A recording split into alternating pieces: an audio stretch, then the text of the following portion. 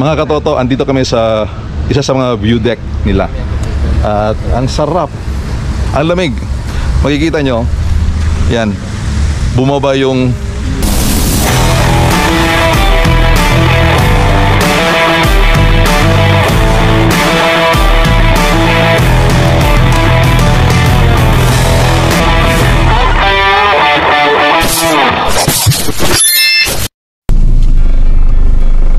Good morning mga katoto.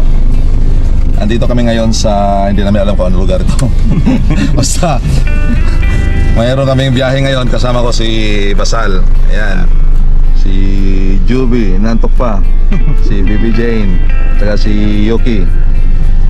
So pupunta kami ngayon sa Tanay Rizal at doon kami mag-almusal. Grabe no, ang layo ng pupuntahan, mag-almusal lang.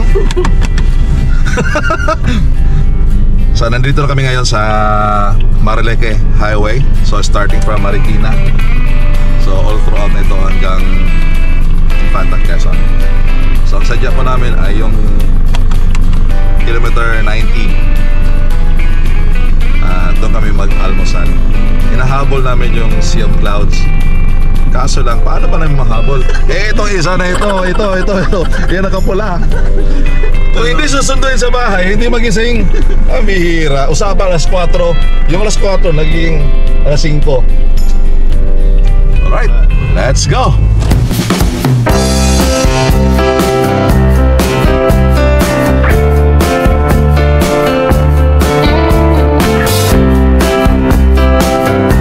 The Marikina-Infanta Highway is a 117.5 kilometer highway that connects Quezon City, Metro Manila with Infanta, Quezon in the Philippines.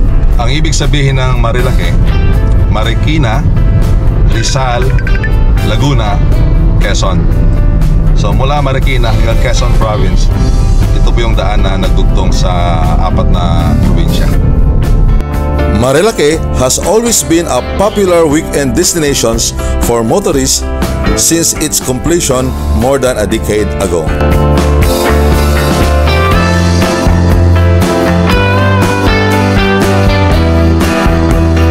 It has smooth winding roads, beautiful sceneries, and restaurants that would surely fill a hungry tummy along the way.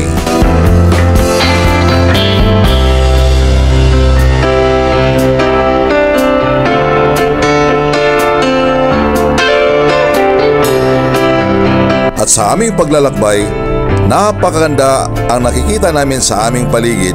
Along the way ay makikita natin ang mga puno na nasa gilid ng bundok.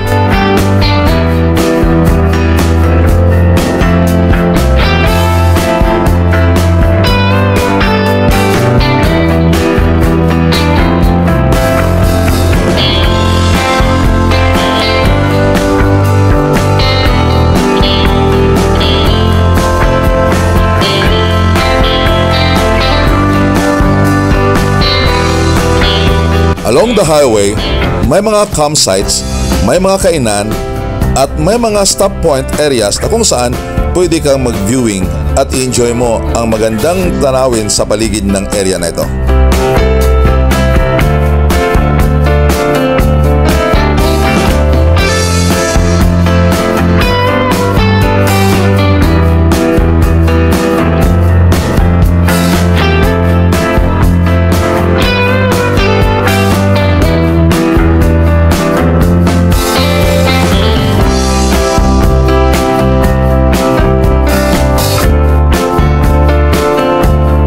At this point of time, napatigil kami dahil nakita namin ang Sea of Clouds.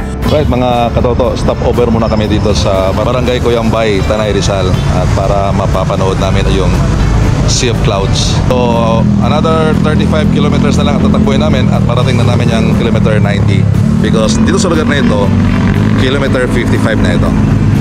Right, so let's go, tuloy ang biyahe.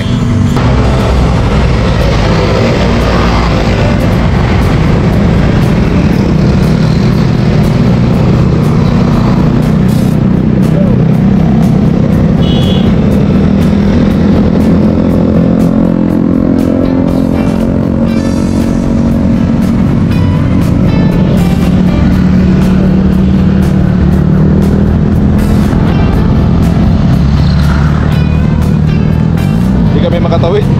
Daming sasakyan.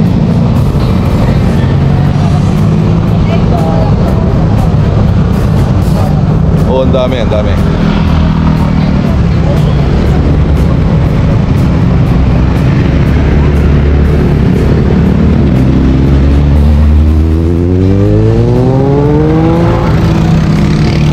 Let's go.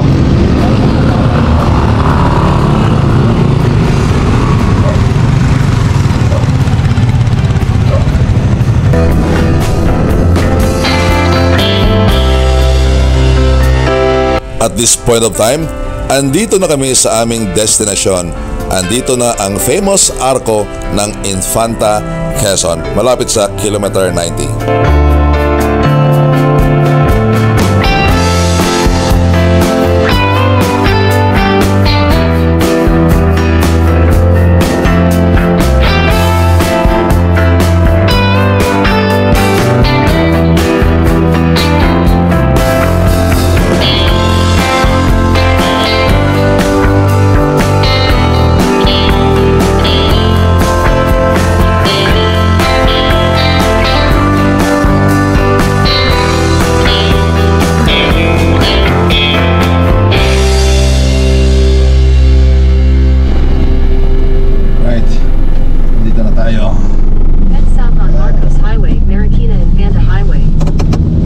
Layo ng pinuntahan namin, mag-almusal lang.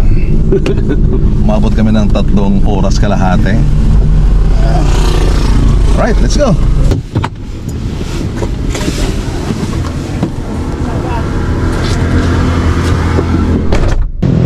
Alam nyo, yung pumunta kami rito, nangako ako na babalik ako dito at maglalagay ako ng sticker doon.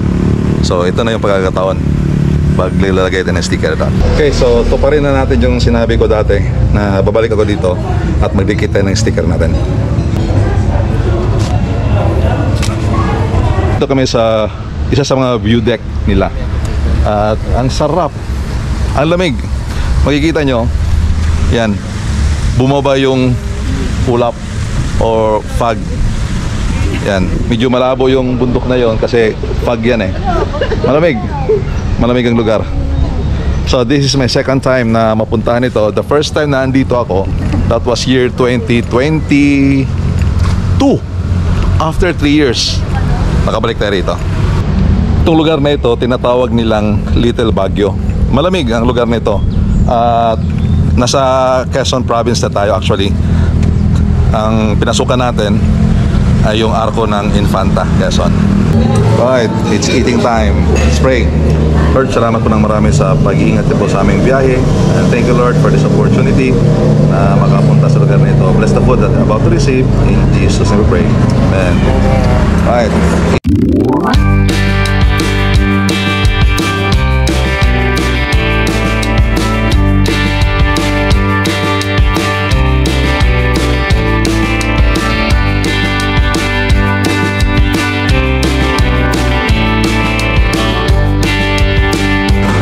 Napilitan ko mag-order ng rice. Anyway, minsan lang naman ito eh.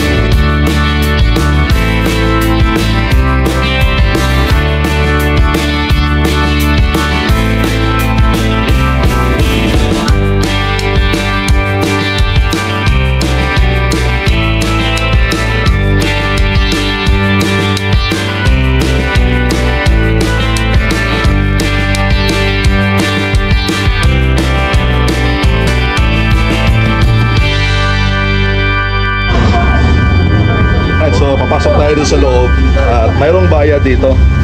Ang bayad ay 50 pesos. 50 pesos. Hindi kita sa'yo, sir. So sightseeing kami rito sa looban. At bago makapasok, mayroong bayad 50 pesos ang adult. Let's go!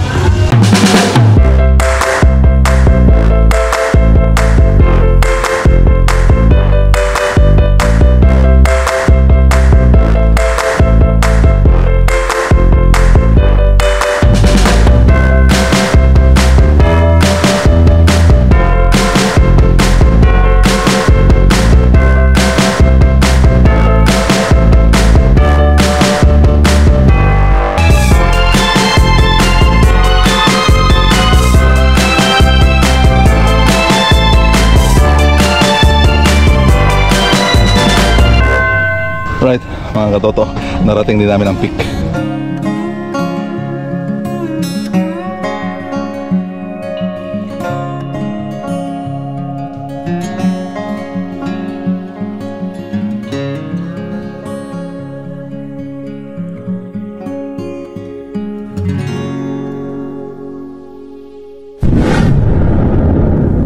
Alright mga katoto, andito na tayo ngayon sa bahay nila ni Jane. Dito kami magla-lunch at mag-stay kami dito siguro mga 2 hours bago kami pabalik ng Cavite. Tara, pasok tayo sa bahay nila. Magandang tanghali po tayo. Ito po kayo. Ganito lang. Ayan, tatay ni Jane. Hello. Good morning, kumusta po kayo? Kamuti na po kayo eh. Sinanay. Marami ng sakit, Anyway, pasensya na, makigulo muna kami rito. salamat na nakarating kayo sa amin. Oo nga eh. Sila kayo sa amin ha. Oo. Kasi ano, Hello. morning po. Oh, Win, kumusta? Okay lang po. Nadaanan ka namin kanina, doon ka sa ano, nakaupo lang eh. Tara, pasyal tayo dito. Ha?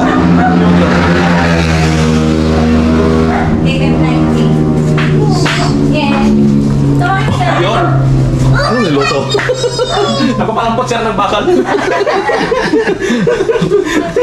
Baga man. Ano kayong dulo? Yung bakal, pinapalambot. Anong dulo na yan ito, no? Ha? Anong dulo yan? Marabondon. Ano yan? Kilometer 90. May upuan kasi, oh. Kaya sabi ko, baba tayo ko. Tara, tara. Ito man, baby Jane. Tawagin mo si dito mo.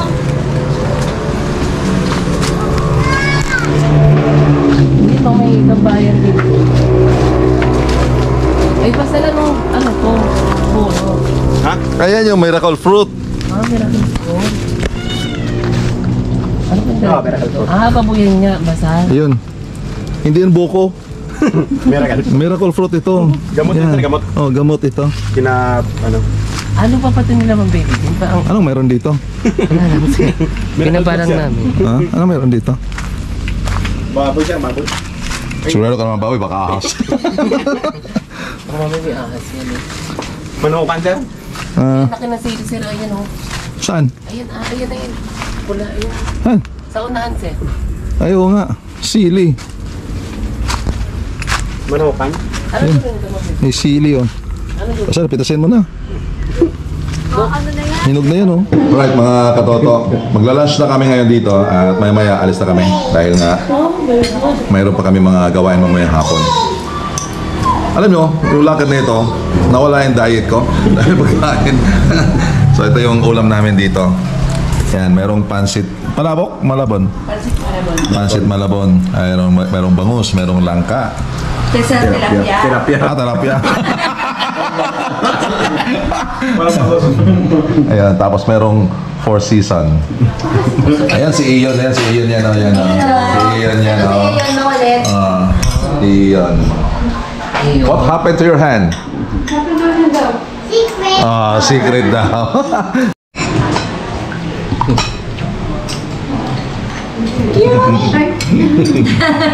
Yan ang kasya. Nakuha ka na lahat. Ano? Yummy? Ice cream. Right mga katoto, bago kami tuluyang luluwas papuntang Cavite, dadaan muna kami dito sa mga malalaking electric fan. So ito yung mga windmill na nandito. At yung nandyan pala, ano yan eh, Laguna de Bena yan. The Pililla Wind Farm in Pililla, Rizal features 27 wind turbines arranged in 3 clusters with an aggregate capacity of 54 megawatts. It was constructed in 2015 and each turbine stands at 125 meters tall, making them a spectacular sight to behold. Right mga katoto, dito ko natapusin ang aking vlog. On the way na kami sa Cavite. Time check is now 2:20 in the afternoon. Pabalik na kami ng Cavite. Estimated time na makarating kami doon around 2 hours and 11 minutes. So mga 4:30 nasa Cavite na kami. Gamit namin ngayon ay kotse. So, very timely.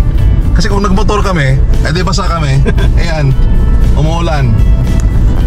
So talagang may plano ang Panginoon Diyos, no? Dito na lang mga katoto. Always remember that life is too short. Therefore, enjoy life. Ride ko to. Ride mo to. Enjoy every day. God bless. Thank you and see you sa mga susunod nating vlogs.